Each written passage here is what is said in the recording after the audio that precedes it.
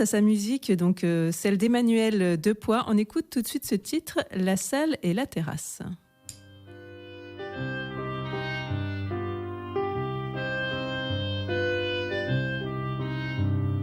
Depuis 10 ans comme le temps passe, je fais la salle et la terrasse chez Marie-Louise que tu connais, la petite rouquine au teint de lait que je rêvais de prendre au piège quand j'étais le coq du collège. Dieu, qu'il en est passé du temps sur moi qui joue toujours perdant. En attendant que je m'y fasse, je fais la salle et la terrasse et je suis aimé des clients. Moi faire la salle et la terrasse, j'aurais salement fait la grimace. Tu m'aurais dit ça il y a 10 ans quand Marie-Louise me plaisait tant.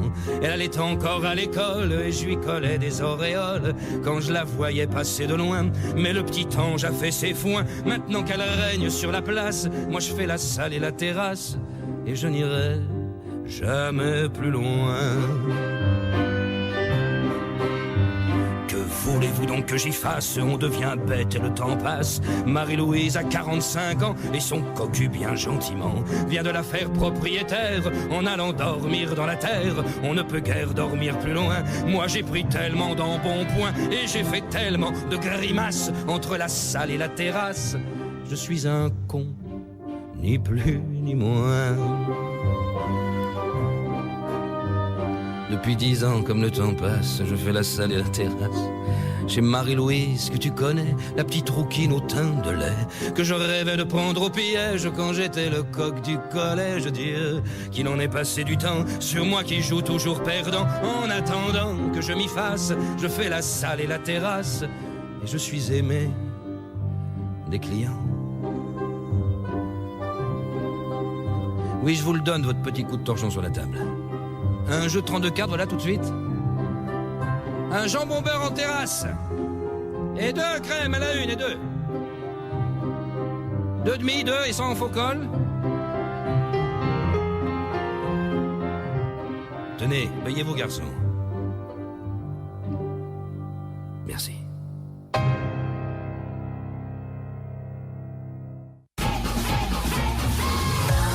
All I wanna do. All I wanna do. All I wanna do. All I wanna do. All I wanna do. Pulsar 95.9. Emmanuel Depoix, vous êtes avec nous en chanson, mais aussi en live, en direct. Bonjour Emmanuel.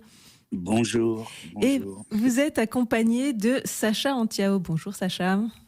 Bonjour. Vous êtes respectivement directeur et trésorière du Barlu de Forpuy, si je prononce correctement. Alors racontez-nous un petit peu d'où est venue l'histoire donc, de ce lieu que vous venez de créer à Dissay. Qui est en état de création. En fait, moi, je suis dans le spectacle depuis plus de 40 ans. Et ce que j'ai toujours préféré, c'est les après-spectacles, quand on est avec le public et tout ce qu'on peut partager ensemble et vivre ensemble, parce que les émotions qu'on raconte et qu'on vit sur scène, en fait, elles concernent tous les gens. Simplement, les artistes les expriment, mais les gens les ont.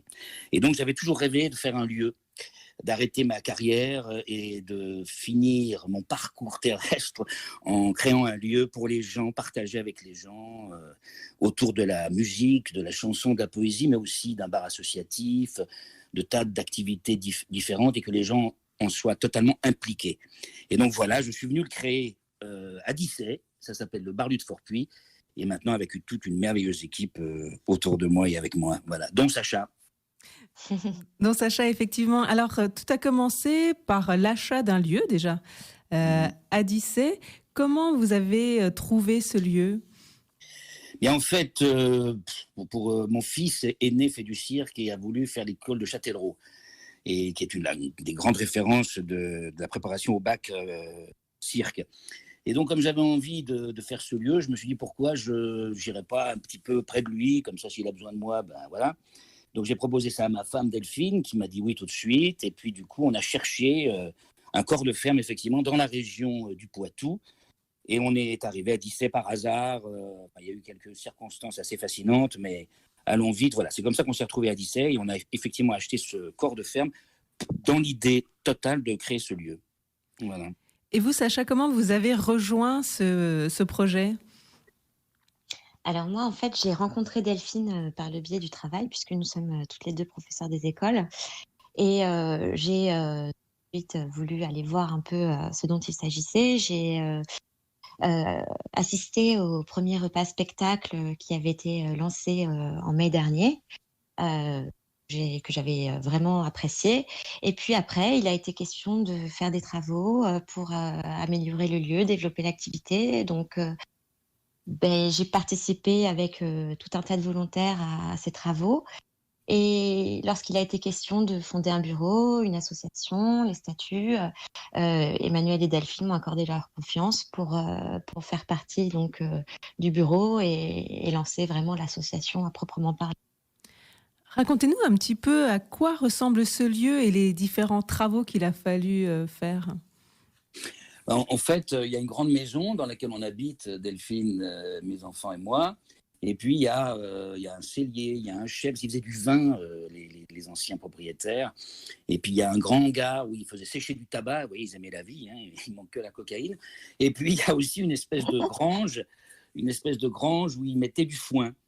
Et donc, en fait, on a d'abord utilisé le hangar. On a vidé complètement le hangar, qui est une espèce de hangar en tôle et bois. Et c'est là qu'on a organisé le premier, effectivement, repas-spectacle dont parlait Sacha, qui était sur l'idée du lait de mai. Le lait de mai, c'était une tradition qui était très répandue à l'époque, où on goûtait le lait nouveau des chèvres au mois de mai. Et les gens se rassemblaient sur la place du village et on offrait ça avec de l'ail vert à tout le monde. Et donc, à partir de là, on a créé avec tous les voisins directs, j'ai vraiment tenu à le faire avec les voisins directs, ce premier rendez-vous dans ce hangar. Et puis, on a fait un deuxième repas-spectacle 3 mois plus tard, tellement on a eu de succès, tellement de gens sont venus. Autour de l'automne, cette fois-ci, où on a servi une omelette aux patates. Non, ça, c'était pour le lait de mai. Là, on a servi des magnifiques saucisses cuisinées par nos amis voisins, par nos amis du Barlu. Et fort de ça, on s'est dit, maintenant, il faut que ce lieu grandisse. Et là, en ce moment, on est en train de s'occuper de la grange où on devait, à la fin de la semaine, ouvrir nos guinguettes apéro un dimanche par mois en invitant un artiste local et en proposant des huîtres, une assiette de charcuterie, un plat végétarien, de la bière locale, du vin local, etc. et d'écouter des chansons, de la musique interprétée par un groupe local. Et malheureusement, ça, évidemment, c'est en panne pour les raisons que vous connaissez parfaitement. Oui, j'imagine que ça donne un sacré coup d'arrêt à votre projet, cette crise.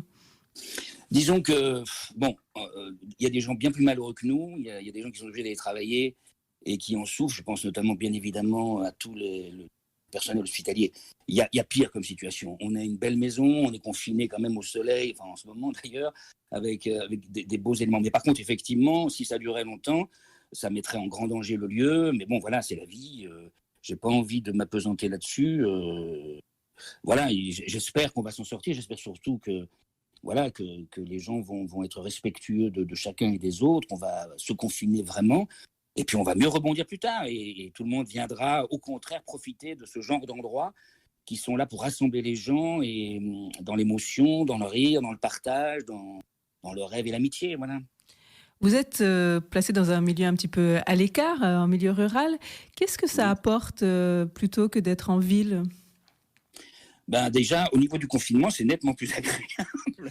Et puis, j'avoue que je suis content de ne pas être à Aulnay ou à Paris où on était avant, même si j'ai adoré ces années-là de vie fantastique. C'est vrai qu'ici, de ce côté-là, on est plus protégé si, évidemment, on fait attention. Et puis moi, j'avais un grand besoin de nature. Ma femme a la main verte comme personne, donc on a des belles fleurs partout, on a des arbres fruitiers, et puis on a un espace qu'on veut dédier aux gens. Et on a eu la chance d'avoir une équipe d'une 50aine de personnes depuis qu'on est là et depuis qu'on a lancé le projet qui viennent généreusement, gracieusement travailler pour nous, faire les travaux avec nous. Et ça, je peux vous l'assurer qu'à Paris, on n'aurait jamais rencontré ça. Voilà. Donc, c'est intéressant d'être à la campagne. Et puis moi, j'avais envie on dit tout le temps que la culture, c'est qu'à Paris ou à Poitiers ou dans les grandes villes.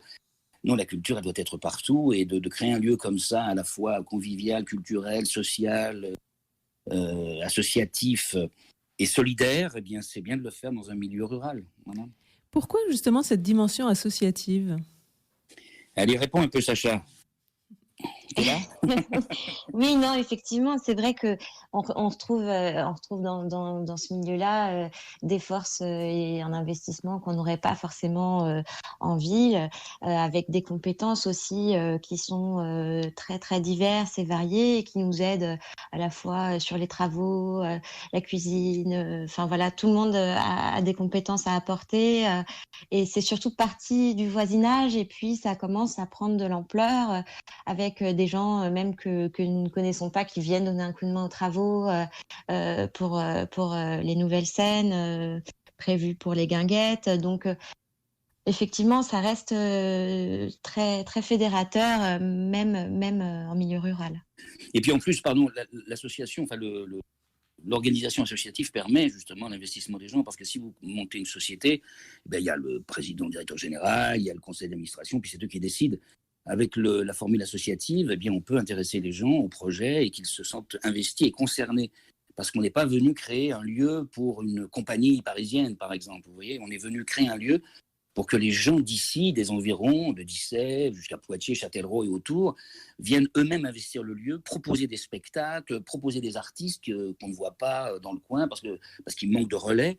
Moi, je suis bien placé pour le savoir puisque j'ai longtemps tourné avec mes spectacles et tout, et tout le monde me disait « mais pourquoi vous ne venez pas jouer chez nous ?»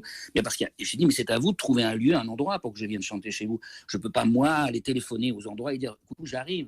Donc, le Barlu de Fortpuy, c'est ça. Ça va être un lien entre les gens et leurs désirs, et ils auront la capacité, l'opportunité, grâce à l'infrastructure du lieu, de vivre peut-être leurs rêves et d'être force de proposition même. Voilà. D'être vraiment acteur du projet. Qu'est-ce qu'on va trouver justement dans ce lieu, donc des rendez-vous comme les apéros guinguettes dont vous parliez, mais est-ce que ce lieu sera ouvert aussi en permanence Alors, absolument. Là, on attaque la deuxième année. Donc, la première saison, on a fait ces fameux repas spectacles pour savoir déjà, pour se rendre compte un peu de comment ça pouvait se ressentir dans la région. Et ça a été magnifique. Je vous l'ai dit, beaucoup de gens sont venus. On a refusé énormément de monde. Donc, cette année, on va lancer les apéros guinguettes quand le coronavirus nous aura lâchés. Donc, on lancera les apéros guinguettes un dimanche par mois. On refera les repas spectacles. Et parallèlement, on va lancer, d'où aussi tout ce qu'on a lancé avec j'adopteunprojet.com, etc., un financement du cabaret, parce qu'il y a un autre espace qui s'appellera le cabaret, où là, il y aura un bar associatif qui sera ouvert certainement au minimum 4 jours par semaine, certainement en fin d'après-midi jusqu'en milieu de soirée. Et là, on pourra manger, boire un verre, des spectacles ou jouer aux cartes, à des tas de jeux de société. Il y aura des instruments en permanence où les gens pourront venir s'exprimer. On fera aussi des soirées cinéma à thème. Voilà, il y aura tout ça et ça, ce sera très, très permanent. Et puis, autour de ça, bien sûr, des ateliers, des stages, des résidences pour les gens qui pourraient venir répéter et créer chez nous. Peut-être, à terme, un tiers-lieu aussi, parce qu'on a rencontré des gens de la région, notamment quelqu'un du tiers-lieu, et qui était très intéressé par notre projet. Voilà, et parce que le département est venu, le Grand Poitiers est venu, la région est venue.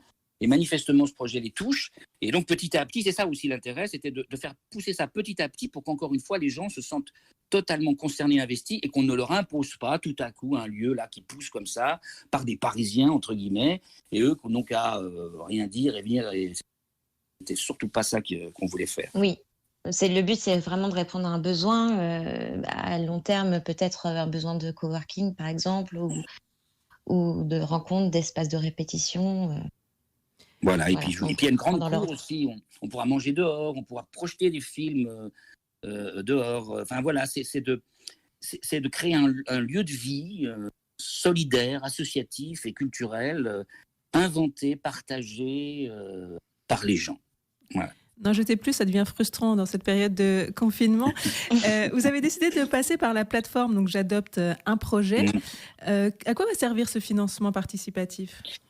Les travaux qu'on est en train de faire en ce moment, parce qu'en fait, on a emprunté, on a investi, et maintenant, ça devient difficile. C'est vrai qu'on a tenu jusque-là. Et donc, on a vraiment besoin d'un grand coup de main pour finir donc, les travaux qui se passent pour les apéros guinguettes dans la Grange, donc, et qui sont arrêtés pour l'instant. Et puis, la scène extérieure qui va permettre de proposer des spectacles en extérieur, donc, et puis, à terme, le hangar, refaire le bardage intégral du hangar, parce qu'il a été fait, je crois, dans les années 50, et le bois commence à fatiguer. Voilà. Donc, c'est pour nous aider, en fait, à ce que ces 3 lieux qui sont disponibles immédiatement, où il n'y a pas de gros travaux à faire, vous voyez, où il n'y a pas un plancher à casser ou des murs à construire. C'est juste adapter le lieu. Et donc, on a besoin d'un financement qui est en tout de 15 000 euros, je crois, où il y a 2 paliers, enfin, etc., et qui nous permettrait que les guinguettes soient parfaitement organisées et créées. Et équipées. Et équipées, voilà, exactement. La scène extérieure et puis à terme, le hangar. Et là, on aurait déjà de quoi bien travailler, de quoi bien proposer aux gens plein de manifestations et parallèlement trouver des financements plus lourds, là, plus importants avec la région, etc., le département, l'État et tout, pour créer le cabaret l'année prochaine. Voilà. Et vous avez besoin aussi de coups de main, de main-d'œuvre, de nouveaux bénévoles pour l'association ? Oui, enfin, on a vraiment de ce côté-là, je trouve qu'on est gâtés de façon admirable grâce aux voisins d'abord direct que je salue, que j'embrasse si jamais ils écoutent l'émission, que j'embrasse de très très loin, mais qui ont été tellement sublimes. Et puis d'autres gens sont venus, je pense à Julien aussi, le Duc, notre président, qui a amené aussi une très belle équipe, une très belle énergie. Et donc, on a surtout, j'avoue, là, besoin un peu de fonds. Voilà, surtout que comme on est arrêté et qu'il y a déjà 2 guinguettes qui ne vont pas pouvoir se faire, puisque je pense que d'ici le 15 avril, on n'aura toujours pas le droit de sortir.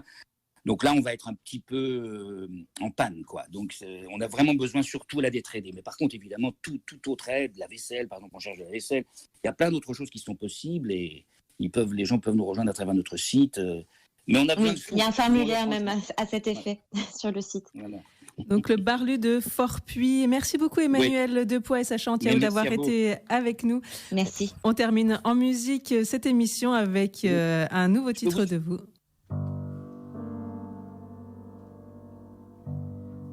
À se dévisager l'un l'autre et la fatigue aidant. Son courage pour parler encore. Quelle honte c'était à l'heure des ivrognes, quand l'heure était passée. Je cache l'aventure à l'intérieur de moi. J'ai fait 3 fois le tour de la rue des abbesses. À l'heure du whisky, à l'heure de la messe, on peut toujours trouver beaucoup plus grand que soi. L'aventure, la voilà à portée de la main.